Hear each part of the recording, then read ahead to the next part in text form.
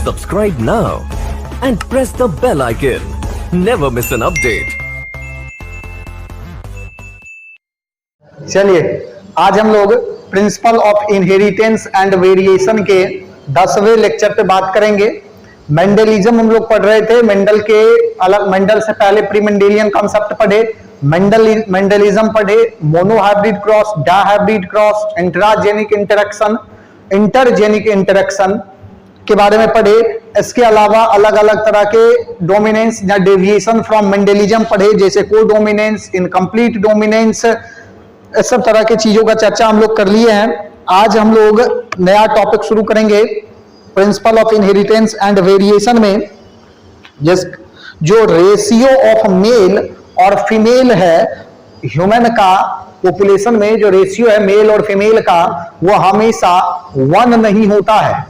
ये हम लोग पीछे के लेक्चर में देखे थे कि कुछ कारण आपको ये बताया गया था कि अगर अलग अलग चीजों को, जो भी फैक्टर इस सेक्स रेशियो को इफेक्ट कर रहा है, उस सब को हम लोग अगर एक साइड रख दे और फिर अगर बात करें कि क्या ह्यूमन में सेक्स रेशियो जो मेल और फीमेल का है वो एक समान हो सकता है क्या, तो जवाब होगा नहीं। अब हम लोग कारण देखेंगे कि इसका कारण क्या है और क्या ये सही है या नहीं। चलिए टॉपिक हम लोगों का ratio of male to female in human. Ratio of male to female is in human is not 1.0, यानी कि जो सेक्स रेशियो होगा मेल और फीमेल का वो क्या होगा, हमेशा 1 होगा या नहीं। 1 कहने का मतलब क्या है, इक्वल टू बराबर, यानी कि मेल और फीमेल का जो रेशियो है वो बराबर है या नहीं। ध्यान दीजिए, the actual proportion of male to female offspring referred to as sex ratio has been assisted in 2 ways, यानी कि ये जो सेक्स रेशियो है इसको हम लोग 2 तरह से क्या कर सकते हैं, डिनोट करते हैं। 2 तरह से 2 प्रोसेस है हम लोगों के पास ये पता करने का कि जो सेक्स रेशियो है वो क्या है। तो सबसे पहला जो सेक्स रेशियो है उसको हम लोग कहेंगे प्राइमरी सेक्स रेशियो। नंबर 1 में जो हमारे पास है वो है प्राइमरी, ध्यान देंगे जरा, प्राइमरी सेक्स रेशियो। और जो दूसरा हम लोगों के पास है वो है सेकेंडरी सेक्स रेशियो। नंबर 2 में हमारे पास है सेकेंडरी सेक्स रेशियो। देखिए जरा प्राइमरी सेक्स रेशियो क्या है और सेकेंडरी सेक्स रेशियो क्या है। प्राइमरी सेक्स रेशियो का अगर हम लोग बात करें तो ये होगा proportion of male to female concept in a population, यानी कि जो फर्टिलाइजेशन हुआ और जो जायगोट बना, ध्यान देंगे, फर्टिलाइजेशन होने के बाद जो जायगोट बना है और जायगोट जो बना उसका रेशियो अगर देखें कि कितना मेल और कितना फीमेल। जायगोट का जो फॉर्मेशन हुआ हम लोग देखे थे, जो डिटर्मिनेशन हुआ था, पीछे के लेक्चर में इस चीज का चर्चा किया गया है कि जो डिटर्मिनेशन हुआ जायगोट का, यानी कि जो XY और XX जायगोट का फॉर्मेशन हुआ, वो जायगोट जो है कितना है, इसको हम लोग कहेंगे प्राइमरी सेक्स रेशियो। और किसी पॉपुलेशन में कितना बर्थ हुआ है, यानी कि population of each sex that is born, जन्म कितना लिया। दोनों अलग अलग बात है कि कंसीव कितना हुआ और दूसरा क्या है कि बॉर्न कितना हुआ। कंसीव होने के बाद अलग अलग कारणों से हो सकता है कि डिफरेंशिएशन जो है वो किस तरफ हो जाए, डिटर्मिनेशन हुआ XX और डिफरेंशिएशन हो जाए XY की तरफ। ये हम लोग पीछे देख चुके हैं कि किस तरह से हो सकता है। अब देखिए जरा ये सेकेंडरी सेक्स रेशियो और प्राइमरी सेक्स रेशियो 2 तरीका हम लोगों के पास है ये पता करने का। It is not clear why such a departure from the expected primary sex ratio is 1.0 occurs. अभी तक ये क्लियर नहीं हुआ है पूर्ण रूप से कि आखिर ऐसा हो क्यों रहा है। हम लोग आगे जेंडर सिलेक्शन का बात करेंगे तो वहां कुछ कारण है जिस पे हम लोग विचार कर सकते हैं, लेकिन ये फिक्स नहीं है। चलिए देखिए आगे, दो बात हो सकता है, the theoretical ratio is based on, क्या सब कारण हो सकता है कि जो कंसीव हो रहा है वो जो कंसीव हो रहा है फीमेल बेबी, लेकिन आगे उसका डिफरेंशिएशन मेल बेबी की तरफ जा रहा है, या जो मेल बेबी का डिटर्मिनेशन हो रहा है और वो आगे मेल में ही रह रहा है। देखिए जरा दो रेशियो जो है, दो बात, ये क्या सब है, because of segregation male produced equal number of X and Y bearing sperm. अब देखिए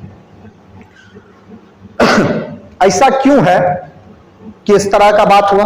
सबसे पहला कि क्या जो मेल का गैमिट है, क्या है मेल के गैमिट में क्या सब है, स्पर्म जो हमारे पास है इसमें एक्स और वाई है, बराबर, जितना एक्स उतना ही वाई। हम लोग पीछे के लेक्चर में देख चुके हैं कि मेल का gamete he sex of baby के डिफरेंशिएशन में मेन रोल प्ले कर रहा है, क्योंकि ये वाला जो वाई क्रोमोसोम है ये क्या है, इस एक्स के ऊपर डोमिनेंस जो है वो दिखाता है। कई एक्स है कोई फर्क नहीं पड़ता है, एक वाई आ गया वो क्या करेगा, उस सारे एक्स के कैरेक्टर को क्या करेगा, रिसेसिव स्टेट में पहुंचा देगा और वो क्या होगा कि खुद डोमिनेंट हो जाता है। तो सबसे पहला कि जो स्पर्म बन रहा उसके पास एक्स और वाई तो बराबर है, लेकिन फिर भी क्या हुआ कि मेल का रेशियो ज्यादा हो रहा है और फीमेल का रेशियो कम हो रहा है। तो दूसरा कारण देख लेते हैं, etch type of sperm has equal viability and motility in female reproductive tract. अब दूसरा कारण ये हो सकता है कि क्या जो वाई वाला जो गैमेट है, वाई वाला जो स्पर्म है, Y containing sperm, Y chromosome containing sperm, क्या वो रिप्रोडक्टिव ट्रैक्ट में तेजी से बढ़ रहा है। ह्यूमन रिप्रोडक्शन से हम लोग जानते हैं कि जो गैमेट जो स्पर्म ज्यादा तेजी से मूव करेगा वही आगे ओवम को फर्टिलाइज करेगा। जानते हैं ना, वहां क्या होगा कि एक ही स्पर्म ओवम को फर्टिलाइज कर सकता है।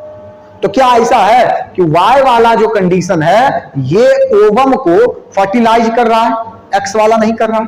तो जवाब क्या होगा, नहीं, ऐसा भी नहीं है कि वाई वाला ज्यादा तेजी से जा रहा है और एक्स वाला धीरे धीरे जा रहा है, ऐसा भी बात नहीं है। मेल का तो दोनों स्पर्म क्या होगा, सेम वियाबिलिटी और सेम मोटिलिटी शो होगा।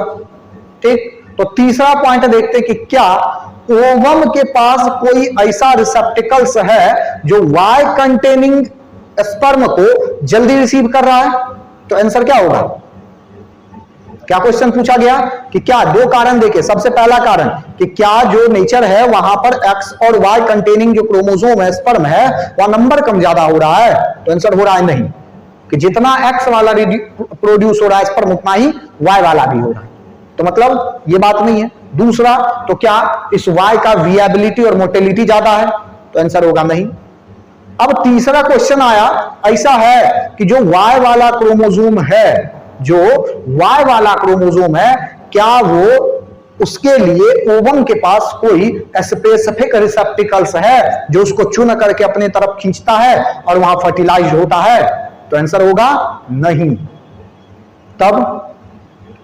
तब क्या ऐसा कारण है जो मेल बेबी का फॉर्मेशन अधिक हो रहा है और फीमेल बेबी का फॉर्मेशन कम हो रहा है? बात समझ गए? बस इसी चीज पे अब हम लोग आगे चर्चा करेंगे और टॉपिक बनाएंगे जेंडर सिलेक्शन। जेंडर सिलेक्शन से हम लोगों को यह पता चल सकता है कि क्यों ऐसा हो रहा है। तो आप बनाइए जेंडर सिलेक्शन। आपको एक बार फिर से कोई रिकैप बता दे, पीछे आपको यह बताया गया था कि जो वाई कंटेनिंग क्रोमोसोम होगा ये मेल बेबी का फॉर्मेशन करेगा। यह भी बात फिक्स नहीं है, ये डिपेंड करता है किस चीज के ऊपर, ये डिपेंड करता है वहां पर वाई का एक्शन अंतिम में डिफरेंशिएशन के समय कैसा हो रहा है। तो मतलब वाई अपना जो डोमिनेंट स्टेज है वो बना करके रख पा रहा है या नहीं रख पा रहा है। अगर बना करके रख रहा है तो वो आगे डिफरेंशिएट होगा किसमें, वाई क्रोमोसोम का जो है स्ट्रक्चर हम लोग देखे, वहां पर देखे SRY था ना, जो वहां पर क्या होता था कि एक्स को ला करके जोड़ता या वाई को ला करके जोड़ता और वहीं से डिफरेंशिएट होता कि ये बेबी जो है वो मेल होगा या फीमेल होगा। यानी कि एक्स ही इस चीज के लिए क्या रिस्पॉन्सिबल है। बात समझ गए? चलिए आगे बढ़िए। Gender selection and sex determination in human. देखिए, अब आप ये देखिए कि आज से नहीं, ये जो प्रोसेस चल रहा, अगर हम लोग बात करें, जैसे यहां पर जैसे एग्जांपल में आप ले लीजिए कि बहुत सारा ऐसा फैक्टर है जो हम लोगों के द्वारा किया जाता है, या फिर जैसे फीमेल इन्फेंटिसाइड है, या फीमेल मतलब मेडिकल टर्मिनेशन ऑफ प्रेगनेंसी के द्वारा फीमेल को खत्म कर दिया गया। ये सब कारण है जो ड्रास्टिकली क्या किया है, जो फीमेल का नंबर है उसको डिक्रीज किया है। लेकिन आज से नहीं, हिस्टोरिकल यानी कि इतिहास अगर उल्टा के देखे तो इतिहास से ही लोग क्या चाहता है कि अपने संतान, अपने मन के जैसा संतान, यानी कि अगर वो चाह रहा है कि मेल हो, या बहुत सारा लोग ऐसा चाह रहा है कि फीमेल हो, इस तरह का हिस्टोरिकल समय से जो है चलता हुआ आ रहा है, इतिहास से ही बहुत पहले से चलता रहा। केवल आज नहीं है कि लोग ये चाह रहा है कि केवल जो है मेल बेबी हो, कुछ लोग ऐसा भी चाह रहा है कि फीमेल बेबी हो। तो जेंडर सिलेक्शन, आगे हम लोग ये भी पढ़ेंगे कि जेंडर सिलेक्शन सही है, लोगों को मतलब अपना जो है ये मत देना, मतलब लोगों के पास ये अधिकार होना चाहिए कि क्या वो जिस तरह का संतान चाह रहा है उसी तरह का संतान हो। ये सब आगे बढ़ेंगे, सबके पक्ष में और विपक्ष में सब प्रमाण दिया गया। चलिए जेंडर सिलेक्शन पे आइए। एंशिएंट टाइम से चलते हैं तो यूरोप के कुछ क्षेत्र में throughout history people have attempt to influence the gender of their unborn offspring by following varied and sometimes ब्रेज प्रोसीजर। मतलब अजीबो गरीब तरीका जो है इतिहास में उल्टा के अगर देखें हम लोग तो अजीबो गरीब तरीका पहले से ही क्या हो रहा है, चलते आ रहा है जेंडर सिलेक्शन के लिए। यानी कि जो बेबी, अभी जिस बच्चे का भी जन्म नहीं हुआ है, उस बच्चे के जेंडर को चेंज करने के लिए पहले से ही क्या हो रहा है, प्रोसेस चल रहा है। क्या सब, तो ध्यान दीजिए। In medieval Europe prospective parent would place a hammer under to the bed to help them conceive a boy। यानी कि पुराने समय में यूरोप में एक प्रचलन था कि हैमर यानी कि हथौड़ा, सेक्सुअल इंटरकोर्स के समय जो पेरेंट है वो अपने बेड के नीचे हैमर रखता था। उसका मानना यह था कि अगर हैमर रहेगा तो जो अनबॉर्न बेबी होगा वो क्या होगा, मेल होगा। ध्यान दीजिए, इस तरह का कोई भी बात कहीं से सही नहीं है, और ना ही हम ये कह रहे हैं, आपको केवल ये बताया जा रहा है कि हिस्टोरिकल समय से, यानी कि पुराने समय में लोग अनबॉर्न बेबी के जेंडर को किस तरह से चेंज करना चाह रहा था। आज हम लोगों के पास वो तरीका है, हम लोग तो डिजाइनर बेबी का बात करते हैं बायोटेक्नोलॉजी से, तो ये तो तरीका है ही हम लोगों के पास। चलिए आगे बढ़ेंगे। दूसरा, उसी में अगर कोई पेरेंट, कोई जो पार्टनर है वो ये चाह रहा है कि अगर बेबी फीमेल हो तो उसके लिए सीजर यानी कि कैंची जो है वो सेक्सुअल इंटरकोर्स के समय क्या किया जाता था, बेड के नीचे रखा जाता था। बात समझ गए? तो ये पुराने समय से चल रहा है कि हैमर बॉय के लिए और सीजर जो है वो गर्ल बेबी के लिए रखा जा रहा था। Other practice was based on the relief of semen of the right testicle created male offspring the chance of getting a male boy। कहने का मतलब ये था, ऐसा माना जाता था पहले के समय में कि जो राइट टेस्टिकल से जो स्पर्म बाहर आएगा वो मेल बेबी के फॉर्मेशन के लिए जिम्मेवार है, और जो लेफ्ट से बाहर लेफ्ट टेस्टिकल से, लेफ्ट टेस्टिस से आ रहा है वो फीमेल बेबी के फॉर्मेशन का काम करेगा। अब देखिए जरा, ये बड़ा आश्चर्यजनक बात ये है यहां पर कि जब मेल के टेस्टिस में, मतलब टेस्टिस एक ही मेल का है और वहां पर जो फॉर्मेशन हो रहा है स्पर्म का, तो वो भी सेम ही होगा। अब इसमें तो ऐसा नहीं है कि राइट टेस्टिकल, राइट जो टेस्टिस है वहां से अलग और लेफ्ट जो टेस्टिस है वहां से अलग, इस तरह का कोई भी बात नहीं होता है। लेकिन फिर भी पहले ऐसा माना जाता था। तो कुछ लोग क्या करते थे उस समय में, कुछ लोग उस समय में क्या करते थे कि क्या किया गया कि लेफ्ट टेस्टिकल को या तो काट करके हटा दिया गया या फिर उसको टाई अप कर दिया गया वैसेक्टोमी प्रोसेस का यूज करके। तो ये भी रहा। चलिए, as late as the 18th century Europe men might of remove their left testicle to increase the chance of getting a male baby। Male baby के चाहत में क्या किया कि जो लेफ्ट टेस्टिकल है उसको काट करके हटा दिया। चलिए आगे बढ़िए। In some culture efforts to control the sex of the sex offspring has a darker ऑक्टोम फीमेल इन्फेंटिसाइड। मतलब इस तरह से हम लोग एक मतलब इस तरह के भयानक स्थिति में पड़ गए कि आज हम लोग क्या करते हैं, मतलब आज हम लोग नहीं, मतलब यूरोप में क्या किया जाता था कि ड्रास्टिकली डिक्रीज करने में इसका मेन रोल था कि फीमेल इन्फेंटिसाइड किया जाने लगा। ध्यान देंगे, फीमेल इन्फेंटिसाइड कहने का मतलब है क्या कि जो नियोनेट है यानी कि जो न्यू बॉर्न बेबी है उसको क्या किया गया, मार दिया जाता। फीमेल बेबी जो थी उसको क्या किया जाता, मार दिया जाता। और एक समय ऐसा आया कि वहां पर एंशिएंट ग्रीस में जो है the murder of female infant was so common that the male ratio, male और फीमेल का जो रेशियो है वो अप्रोच कर लिया 4:1, यानी कि 4 लड़के पे 1 लड़की। बात समझ गए? तो ये पुराने समय से चलते आ रहा है। इसमें पहले से ही ये लोगों का सोच रहा है कि जिस तरह के मतलब अपने इन्फेंट के, अपने बच्चे का जो वो बच्चा उसके द्वारा पैदा किया जाएगा उस बच्चे का जेंडर का सिलेक्शन उसके हाथों में होना चाहिए। इसके लिए अलग अलग प्रैक्टिस आप देख चुके हैं किस तरह से ये कर रहा है। अब देखिए जरा इसके पक्ष विपक्ष में क्या बात कहा जा रहा है। प्री प्लांटेशन जेंडर सिलेक्शन, अगला आप देखिए जरा, pre plantation gender selection, pre plantation gender selection, gender क्या हुआ, selection, pre implantation, pre implantation gender selection, इसको हम लोग शॉर्ट फॉर्म में पीजीएस नाम देते हैं, PGS, pre implantation gender selection. इसमें कहने का मतलब यह है कि क्या प्री इम्प्लांटेशन जेंडर सिलेक्शन कहने का मतलब है कि जो बेबी जन्म लेगा, जिस बच्चे का जन्म होगा, जो बच्चा पैदा होगा, क्या उसका सिलेक्शन मतलब उसके सेक्स का सिलेक्शन पहले से होना चाहिए, या दूसरा बात कि जिसके द्वारा, जिस पेरेंट के द्वारा बच्चा पैदा किया जाएगा उसके हाथ में ये होना चाहिए ये चीज कि जो मेरा बच्चा आएगा वो मेल हो या जो मेरा बच्चा आएगा वो फीमेल हो। अब यहां दोनों बात हम लोग देखेंगे कि क्या सही क्या गलत। चलिए, अलग अलग लोगों का राय इस बात में इस बात में बदल जाता है। कुछ लोगों का कहना है कि ये गलत है, कुछ लोग कहता है कि ये सही है। चलिए देखिए जरा, new genetics and reproductive technology offer parent way to select their children's gender prior to implantation of embryo in the uterus called pre-implantation gender selection। मतलब जो नया रिप्रोडक्टिव टेक्नोलॉजी है इसमें क्या हुआ कि ये लोगों को ये बता दिया कि जिस तरह का संतान आप उत्पन्न करना चाहते हैं उस तरह के संतान को आप जन्म दे सकते हैं। इसी प्रोसेस को हम लोग प्री इम्प्लांटेशन जेंडर सिलेक्शन कहते हैं। चलिए ध्यान देंगे जरा यहां पर कि किस तरह से यह कार्य किया जाता है। तो देखिए जरा कि क्या किया जाएगा कि एमनियोसेंटेसिस टेक्निक आपको रिप्रोडक्टिव हेल्थ में पढ़ाया गया, एमनियोसेंटेसिस। वहां से क्या किया जाएगा कि जो बच्चा है उस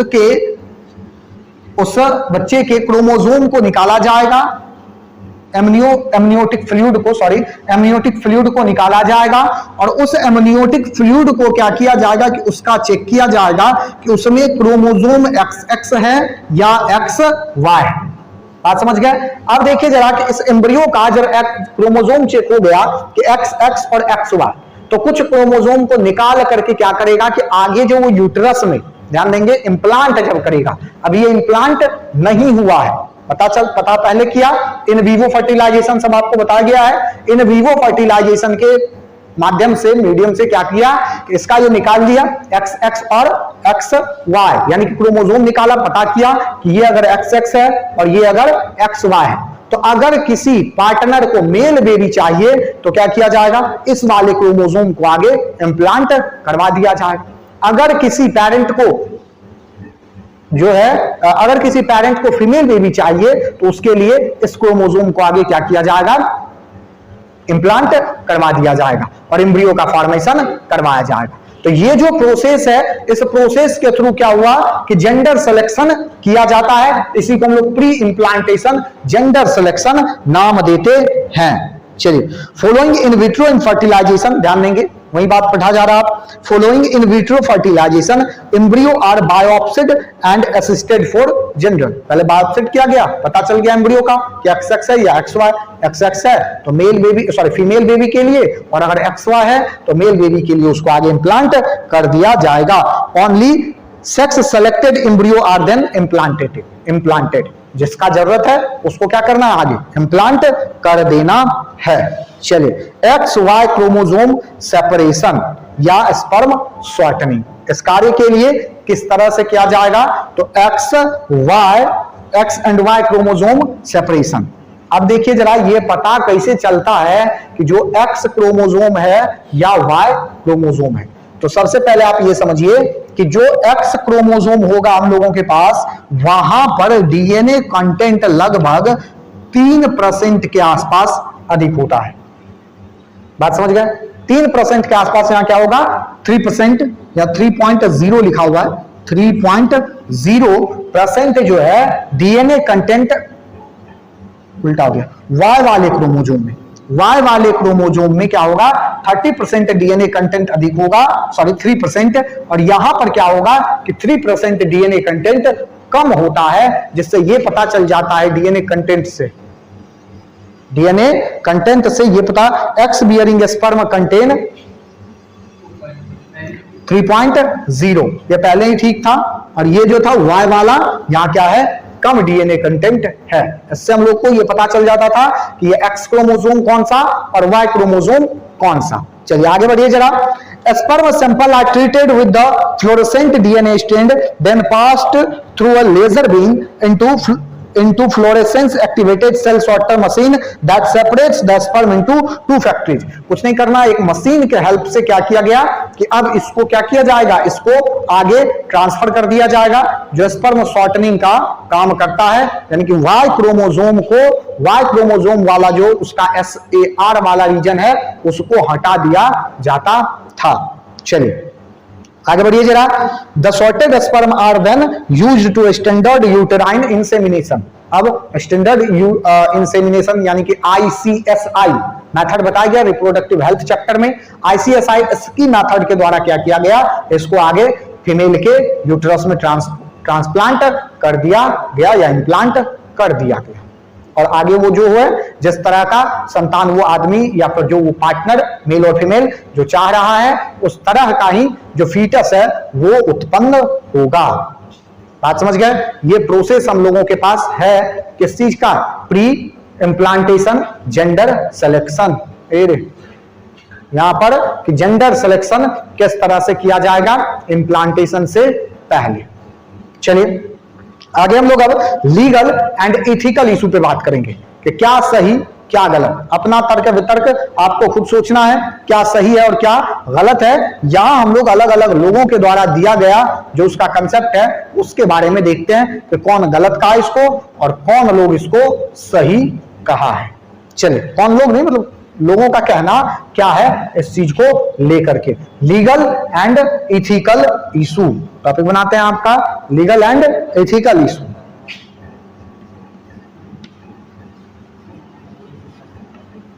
लीगल एंड इथिकल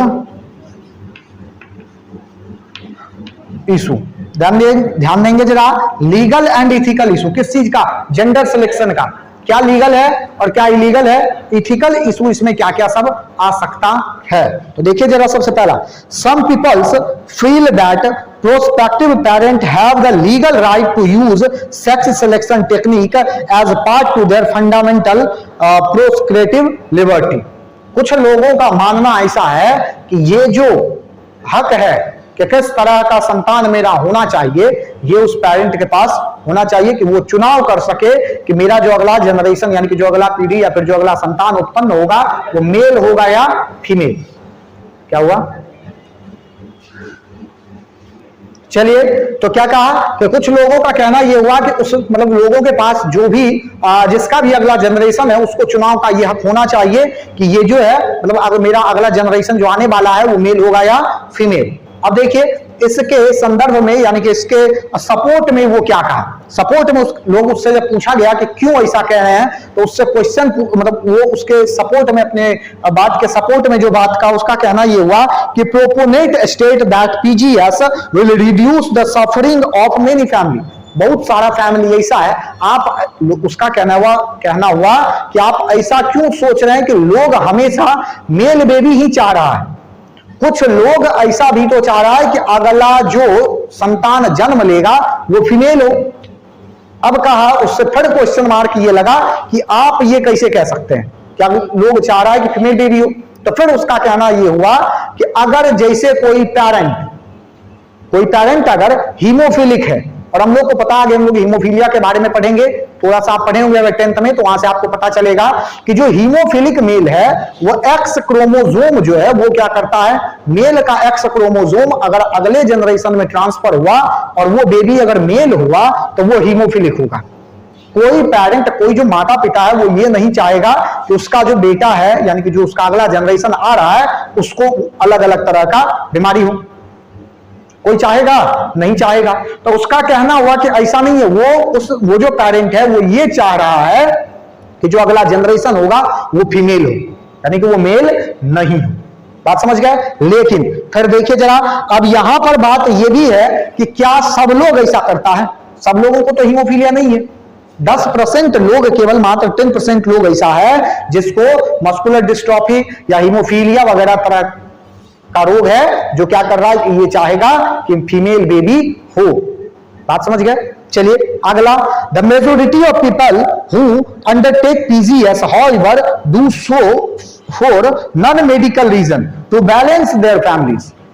कुछ लोग ये भी चाह रहा है, अब 90% लोग यही चाह रहा है, मतलब उसको कोई मेडिकल जो है वो रीजन नहीं है, लेकिन वो क्या चाह रहा है कि बैलेंस किया जाए फैमिली को बैलेंस सेंस में कि अगर उसके पास फीमेल बेबी पहले से है तो वो चाहेगा कि मेल हो, और अगर मेल है तो चाहेगा फीमेल हो। तो बैलेंस, फैमिली का बैलेंस वो करना चाह रहा है, तो ये गलत नहीं है, ये उसका कहना है, हम कुछ नहीं कह रहे हैं। ठीक है, वो कह रहा है, जो लोग इसके सपोर्टर्स हैं उसका कहना ये है। और मतलब ये वाद विवाद जो ये चलते रहा है, कुछ आगे हम लोग देखेंगे कि कुछ जो कंट्री है ये इसको लीगल कर दिया है, लेकिन कुछ कंट्री अभी भी इलीगल, हम लोग के यहाँ भी इलीगल है, बहुत सारे जगहों पर इलीगल है, बहुत सारे जगहों पर लीगल है। इस पर डिबेट चलते रहा है, लेकिन आगे देखेंगे कि क्या क्या हुआ है।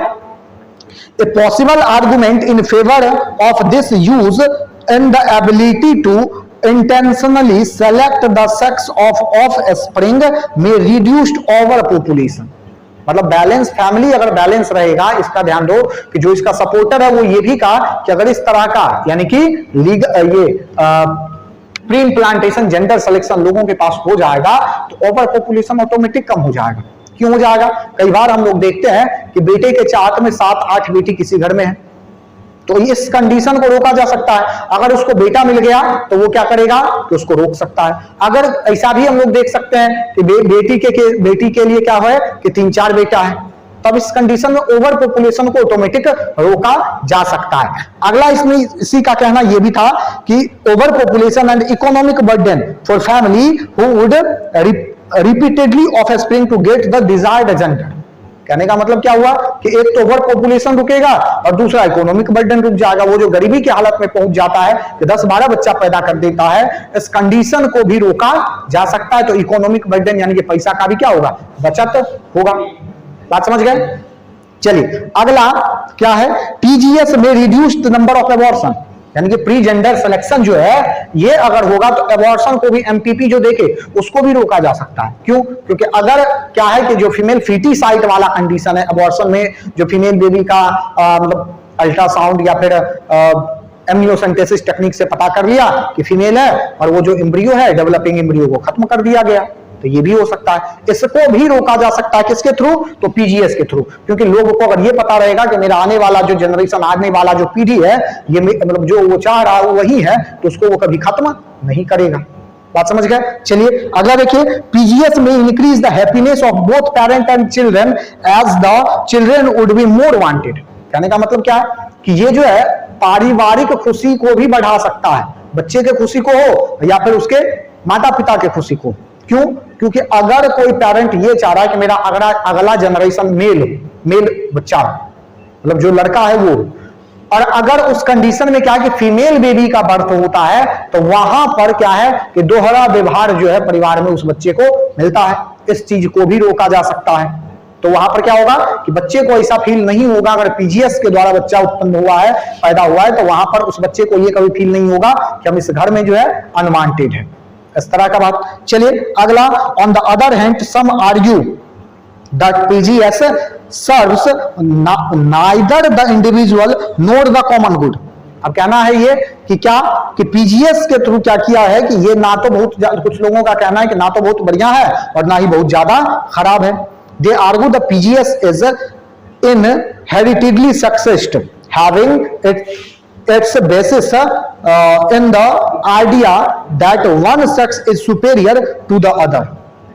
ध्यान देंगे जरा, and leads to the increase the linking of child worth to gender. अब देखिए इसका जो विरोधी है उसका क्या कहना है?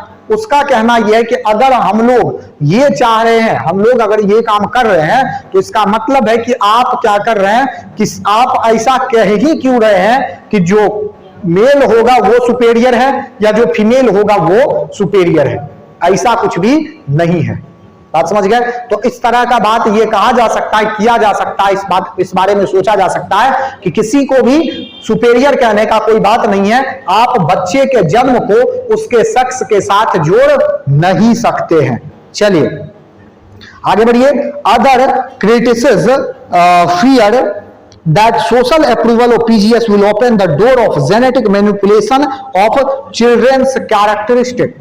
अगर, अब देखिए इसका विरोधी ये भी कहा कि अगर आप अभी जेंडर सिलेक्शन को ऑन कर दीजिएगा ना, जेंडर सिलेक्शन को अगर शुरू कर देंगे तो कुछ समय के बाद लोग डिजाइनर बेबी का बात करने लगेगा।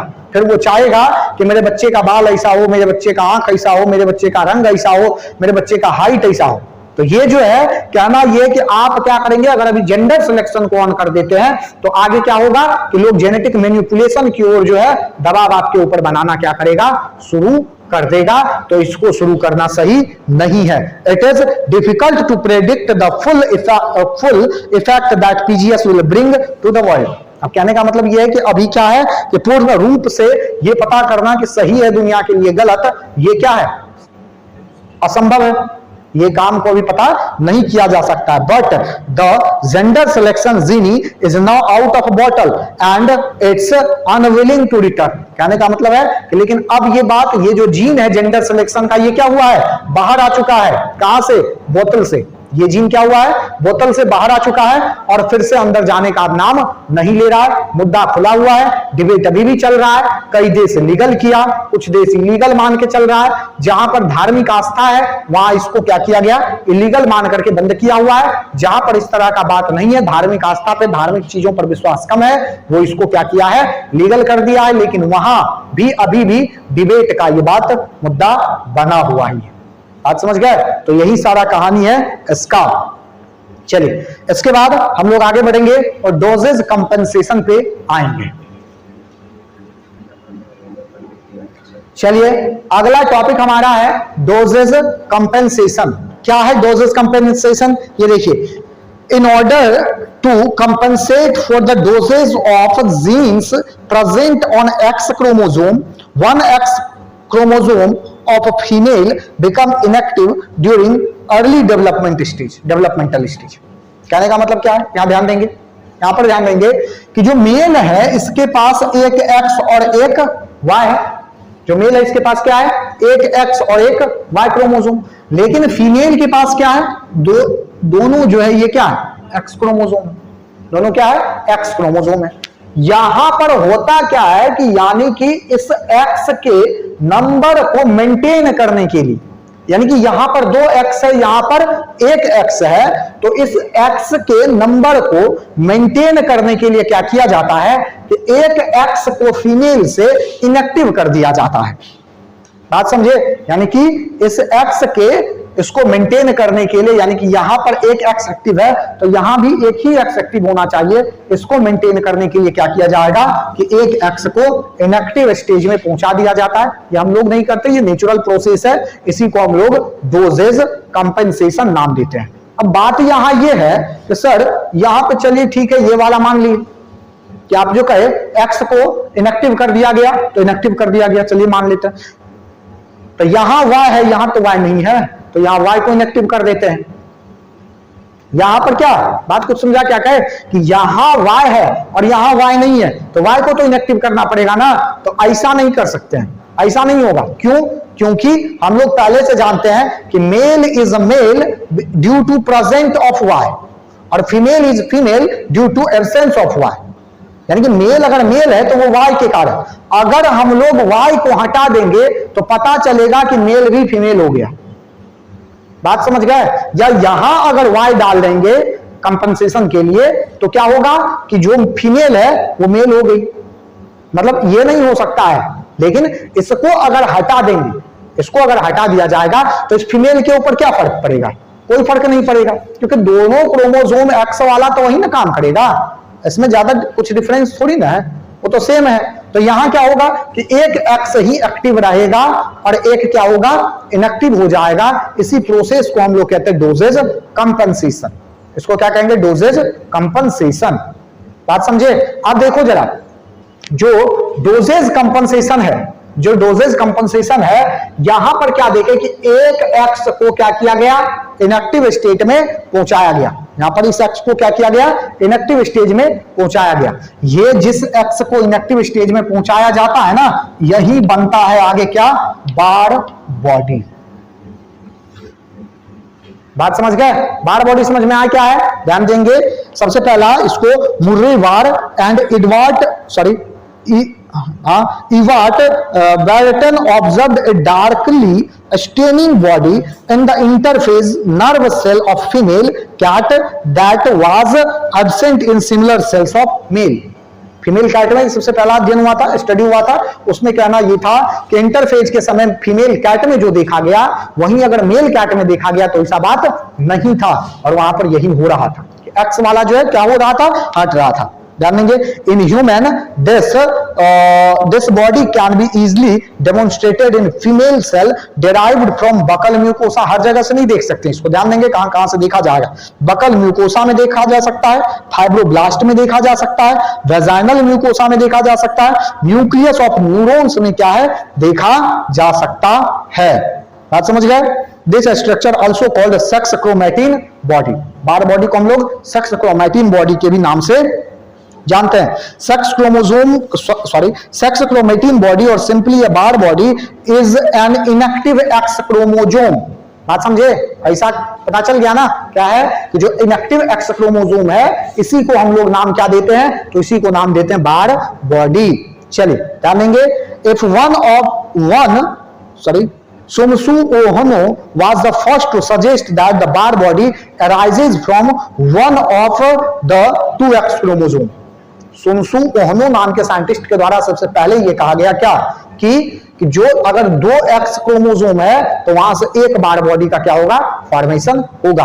अगर तीन एक्स क्रोमोसोम है तो दो बार बॉडी बनेगा, दो इनएक्टिव हो जाएगा। चार है तो तीन इनएक्टिव होगा, यानी कि बचना, ध्यान दीजिए इधर क्या होगा कि अगर जितना एक्स क्रोमोसोम है उसमें से करना क्या है कि 1 को माइनस कर देना है, जो भी आपका रिजल्ट आया वही आपका बार बॉडी का फॉर्मेशन होगा। अगर कहीं 5 क्रोमोसोम है एक्स वाला तो 5 माइनस 1 बराबर 4 बार बॉडी या सेक्स क्रोमैटिन बॉडी का फॉर्मेशन होगा। बात समझ गए? चलिए आगे बढ़िए। यहां पर कुछ एग्जांपल दिया है, आपको देख लेना। 1 Barr body seen in Klinefelter. यहां ध्यान देंगे, अगर मान लीजिए कहीं 47 plus X X Y, 47 plus X X Y, तो यहां कितना बार बॉडी, एक को इनएक्टिव कर दीजिए, बचा कितना, एक एक्स वाई बच गया ना। अब कितना इनएक्टिव हुआ, एक, 2x पहले से था ना तो 2 - 1 कर देंगे, हो गया। अगर मान लीजिए यहां पर 47 प्लस एक्स एक्स एक्स है, ठीक है, तो क्या होगा कि यहां से 2 इनएक्टिव हो जाएगा, तो टोटल बार बॉडी क्या हो जाएगा, 2। यानी कि ऐसे समझिए कि एक एक्स क्रोमोसोम को छोड़ देना है, बाकी जो बचा हुआ है उसको आप किस में रखेंगे, तो बार बॉडी में रखेंगे। बात समझे? बढ़िया आगे चलिए देखिए जरा। इसके बाद क्या है, therefore the number of bar bodies follows n-1 rule. ये n-1 n-1, जहां n इक्वल टू क्या है, number of x chromosome. Number of x chromosome को 1 से कर दीजिए आप माइनस, तो जो रिजल्ट आपको देखने के लिए मिलेगा वही हो जाएगा आपके लिए बार बॉडी। चलिए आगे बढ़िए जरा। विच एक्स क्रोमोसोम इज इनएक्टिव, कौन सा एक्स क्रोमोसोम इनएक्टिव होगा, क्वेश्चन मार्क तो ये भी लगेगा कि किस क्रोमोसोम को इनएक्टिव माना जाएगा। इसको हम लोग लायोन हाइपोथेसिस के नाम से जानते हैं। तो लायोन हाइपोथेसिस जो है, इसका कहना यह है कि अगर एक्स क्रोमोसोम को इनएक्टिव करना है, अगर एक्स क्रोमोसोम को इनएक्टिव करना है तो उसमें इनएक्टिव वो क्रोमोसोम होगा जिस पर किसी ना किसी तरह का सिंड्रोम है। बात समझे, नहीं समझे, ध्यान दीजिए। अगर कोई फीमेल हीमोफिलिक है, यहां ध्यान देंगे, अगर कोई फीमेल क्या है, हीमोफिलिक है, यानी कि यहां समझिए कि हीमोफीलिया जो है वो एक्स लिंक्ड डिजीज है। तो अगर कोई फीमेल एक्स और एच है, हीमोफिलिक है, X H X, X H X carrier है हीमोफीलिया का, और ये क्या होगा कि अगले जनरेशन में गया, और अगर कोई मेल जो है ये कैरियर हो गई और मेल जो है वो हीमोफिलिक है, अब ये अगर आया तो क्या होगा, एक्स एच जो संतान होगा ये हीमोफिलिक हो गया, ये जिंदा ही नहीं बचेगा। तो क्या होता है, डोजेज कंपनसेशन में या फिर बार बॉडी फॉर्मेशन में उस एक्स क्रोमोसोम इनएक्टिव होगा जिसके ऊपर किसी ना किसी तरह का डिजीज है, बीमारी है। तो यहां क्या है, ये वाला पे एच है ना, तो ये क्या होगा, इनएक्टिव हो जाएगा, ये बार बॉडी का फॉर्मेशन करेगा, जो ठीक ठाक है वो ठीक ही रहेगा, वो इनएक्टिव नहीं होगा। बात समझ गया, यही है लायोन हाइपोथेसिस। यहां ध्यान देंगे, सुनेंगे जरा क्या कहा गया। In mammalian female 1x chromosome is of maternal origin and the other is of paternal origin। ये तो हम लोग को पता है कि जब बेबी का फॉर्मेशन होगा तो उस बेबी के फॉर्मेशन में क्या होता है कि एक मैटरनल यानी कि मतलब मैटरनल मतलब मदर से आएगा और पैटर्नल मतलब फादर से आएगा। In 1961 Mary Lyon and Liane Russell independently proposed a hypothesis that answer this. The inactivation of X chromosome occurs randomly in somatic cell at a point early in embryonic development, mostly likely sometime during the blastocyst stage of development. Once inactivation has occurred, all descended cells have the same X chromosome inactive as their initial progenitor cell. कहने का मतलब क्या है कि जो ये दोनों scientist, जो लियोन और रसेल नाम के जो साइंटिस्ट, इसका कहना था ये रेंडमली होता है, 50% मेल से और 50% फीमेल से। बात समझिए, रेंडमली होगा, लेकिन अगर कहीं समस्या है, किसी क्रोमोसोम पर कोई डिजीज है, तो उस कंडीशन में क्या होगा, उस कंडीशन में हमेशा उस डिजीज मतलब उस क्रोमोसोम को हटाया जाएगा जो जो डिजीज वाले स्टेज में है, उसको हमेशा इनएक्टिवेट किया जाता है। बात समझ गए, बात समझे। तो यही कहानी है किसका, लियोन हाइपोथेसिस का। और यहां पर हम लोग pre implantation gender selection PGS के बारे में देख लिए। यही सारा कहानी है प्री इम्प्लांटेशन जेंडर सिलेक्शन का। आगे के क्लास में वो सेक्स डिटर्मिनेशन इन ड्रोसोफिला पर चर्चा करेंगे। तब तक के लिए इंतजार करिए, इसको बढ़िया से तैयार करिए, आगे का बात अगले लेक्चर में किया जाएगा। चैनल को लाइक, शेयर और सब्सक्राइब जरूर करिए। धन्यवाद। जय हिंद, जय भारत।